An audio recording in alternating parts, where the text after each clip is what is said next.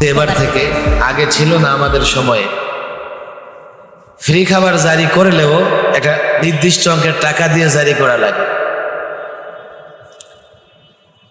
এই যে পুরো টাকাটা আমি একসঙ্গে দিব, আমার তো এই পরিমাণ টাকা নেই, আমি খাবার কেমনে জারি করব? ফুলখানা পেয়েছি হুজুর। তা আমি তাকে বললাম, কেন? যদি খাবার জারি না হয় তুমি খাবে কোথায়? নিঃসন্দেহে কিনে খাবে, তা তোমার তো টাকা আছে, যে টাকা আছে সে টাকা দিয়ে খাবার জারি করো। হুজুর সামান্য কিছু টাকা আছে, মাঝে মধ্যে ব্যবস্থা হয়, আমি হোটেল থেকে 10 টাকার ভাত কিনি আর 10 টাকার ভাজি কিনি, এটা কিনে আমি দুপুরেও খাই, রাতেও খাই, আর সকালবেলা আমি মাঝে মধ্যে মুড়ি চিড়ে এটা খাই। ঢাকা শহরে সাধারণত যাদের পয়সা আছে তাদের সন্তানেরাই আসে। আমি ঢাকার বাইরেও নানা মাদ্রাসার প্রোগ্রামে যাই। একবার নেত্রকোণে এক মাদ্রাসার প্রোগ্রাম সেরে ওরা আমারে খাবার দাবারের জন্য মাদ্রাসার ভেতরে নিয়ে গেছে। মাদ্রাসার ভেতরে গিয়া দেখি ফ্লোর কাঁচা, আর মাটির উপরে ছাত্ররা কাতা বিছাইয়া শুয়ে আছে। শীত এত প্রচন্ড, কম্বল গায়ে দিয়েও থাকার মতো না।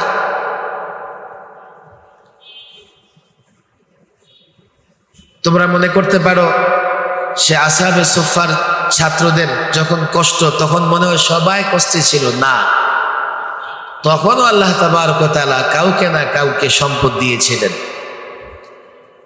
এই মাদারেসে কওমিয়া গুলো মূলত আসহাবে সুফফার নমুনা। দিন এবং দিনের তালিম কষ্টের মাধ্যমে আসে, কষ্টের মাধ্যমে আসে। আল্লামা মুফতি আমিন রাহিমাহুল্লাহ বারবার এই কথা বলতেন, তোমরা আমার শেষ জীবন দেখো না, গোমরা হয়ে যাবা। আমার শুরু জীবন দেখো। নিজেই আল্লামা মুফতি আমিন রাহিমাহুল্লাহ নিজের ঘটনা বলতেন। ব্রাহ্মণবাড়িয়ার আমিনপুরে হযরতের বাড়ি। আমিনপুর থেকে কয়েক কিলোমিটার হবে বিদ্যাকোট একটা গ্রাম ছিল, আল্লামা মুফতি আমিন রাহিমাহুল্লাহর বোনের বাড়ি। একবার ওই মাহফিলে নিজেই নিজের লম্বা চূড়া ঘটনা বলা শুরু করলেন। আসাদে গ্রামের শেষ জীবন না, শুরু জীবনটা দেখো। ছাত্র যখন ছিল ওনারা, সেই জীবনটা দেখো। আসাদে গ্রামও কষ্ট করে, ত্যাগ তিতিকা স্বীকার করে এই পর্যন্ত এসছে। আবার অনেকে যারা আকাবের আসলাফদের অনুসরণ করে চলার চেষ্টা করতেছেন, তারা শেষ জীবনে এসেও কষ্ট সহ্য করেছে। আল্লামা মুফতি আমিন রাহিমাহুল্লাহ শেষ সময়টা 21 মাস গৃহবন্দী ছিলেন এবং গৃহবন্দী অবস্থায় তার ইন্তেকাল হয়ে গেছে। ইমাম আবু হানিফা রাহিমাহুল্লাহর লাশ জেলখানা থেকে বের হয়েছে। ইমাম আহমদ ইবনে হাম্বলের কথা তো বললাম। ইমাম মালিক রাহিমাহুল্লাহর কোন এক মাসআলা বলতে তলাকে মুকরাহ, জবরদস্তিমূলক যদি কারো কাছ থেকে তলাক আদায় করা হয়, তালাক পতিত হবে কিনা, তলাকে মুকরাহ পতিত হবে কি না। ইমাম মালিক তার মতামত হলো, জোর করে যদি তালাক নেওয়া হয় সে তালাক পতিত হবে না। এখন তখনকার যুগে মদিনার যিনি গভর্নর ছিলেন, তিনি মনে করলেন ইমাম মালিক যদি ফতোয়া দেয় তো কাল আমার ক্ষমতা থাকবে না। কেন? সাধারণত অনেক হুকমারান বা রাষ্ট্রপ্রধানরা জোর করে জনগণ থেকে কি নেয়, রায় নেয় বা জনগণের বায়াত করায়। এখন যদি জোর করে তালাক না হলে তালাক না হয়, তো জোর করায়া যদি বায়াত নেয়, বায়াতও হবে না।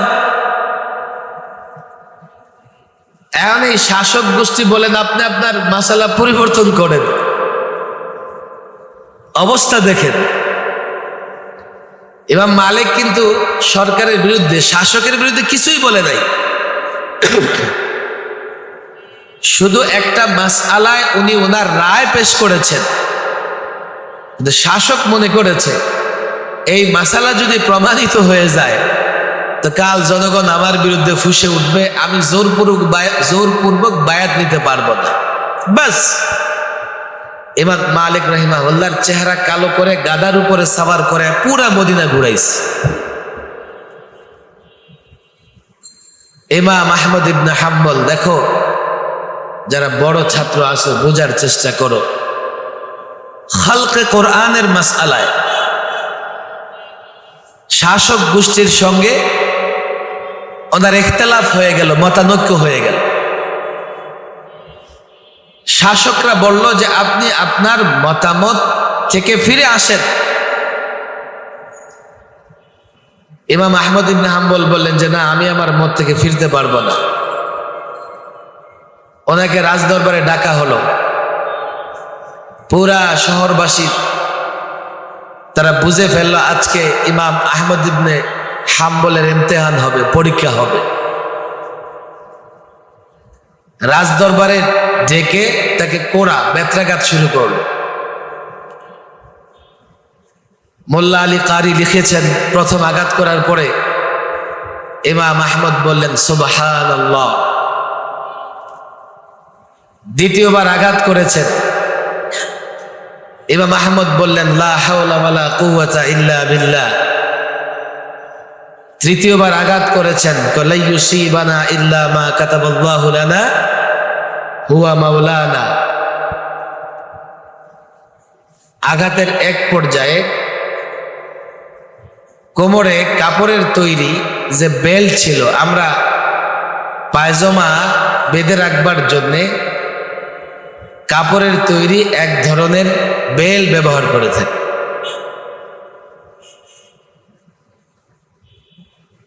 এটা ছিঁড়ে গেছে। এর মানে হলো এখন পায়জামা খুলে নিচে পড়ে যাবে। আকাশের দিকে তাকায় কি যেন পড়লেন, যে সঙ্গে সঙ্গে এই পায়জামা উপরের দিকে উঠে গেছে।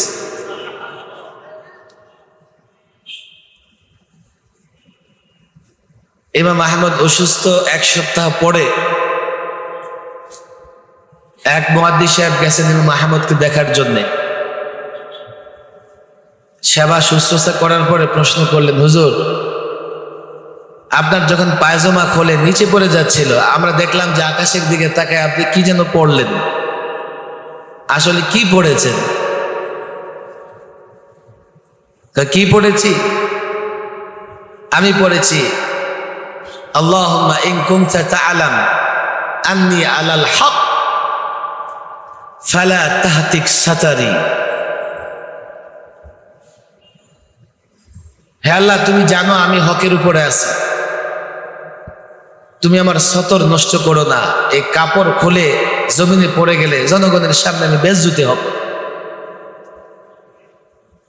আল্লাহ তাবারক ওয়া তাআলা কুদরতি ভাবে ইমাম আহমদ ইবনে হাম্বলের পায়জামা উপরে উঠায় রাখলেন। অনেকে কষ্ট এবং ত্যাগ শিকারকে মুসিবত মনে করে,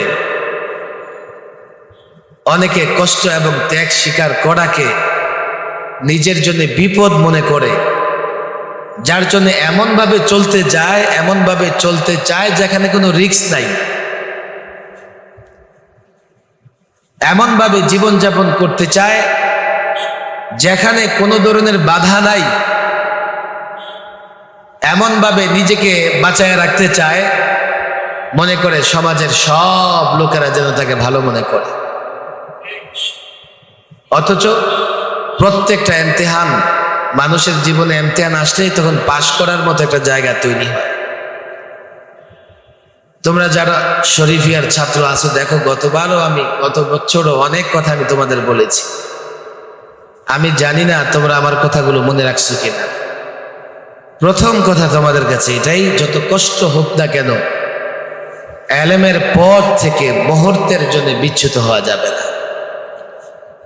যদি একটা জীবন কষ্ট করো, পরবর্তী একটা জীবন এমন আসবে আল্লাহ তাবারক ওয়া তাআলা রাজা বাদশাহের মতো জীবন যাপন করার তৌফিক দিবেন। এই ইমাম আবু ইউসুফ রাহিমাহুল্লাহ